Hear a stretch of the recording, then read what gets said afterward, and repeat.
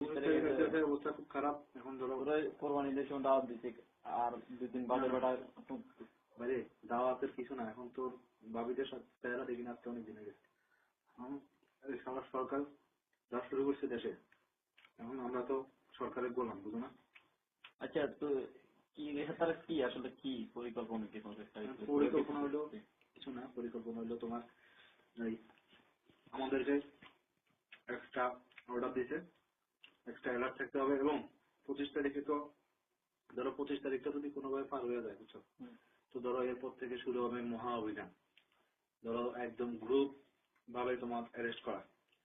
এবং 25 তারিখে তো বলা হয়েছে আমাদেরকে যথেষ্ট পরিমাণ গোলা বারুদও সাপ্লাই দেওয়া হয়েছে। 25 তারিখে ধরো তোমার তোরা যে এই গোলা বারো যদি করো তো মায়া লাগে না? এই মানুষটা যে বাইরে শুন, তোরা একটা সত্যি কথা কই, আজকে আমি কখনো এই পর্যন্ত কাউকে গুলি করিনি, বুঝছো? এগুলা ওদের স্পেশাল লোক আছে, বুঝছো? এগুলা ওদের তো দয়া মায়া নাই, ওরা জানোয়ার।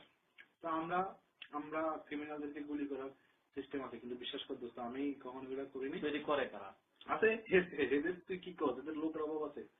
সরকার তো এই মানে 25 তারিখ যাইতে আছে, হ্যাঁ, তো মানে তোরা যদি মনে কর কিছু না করস, মানে এদের কোনো সমস্যা হবে না? আমাদের তো তোর তোর কোটা দিয়ে দিচ্ছে, বুঝছ না?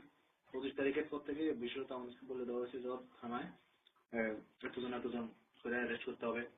এবং আমরা আবার জিজ্ঞেস করছি যে স্যার, যদি আমাদের হাজতখানার জায়গা না হয় বা তাহলে আমরা কি করতে পারি? তো আমাদের কইছে যে ধর পায়ে গুলি করে, হাতে গুলি করে, এগুলো পঙ্গু বানাইয়া বানাইয়া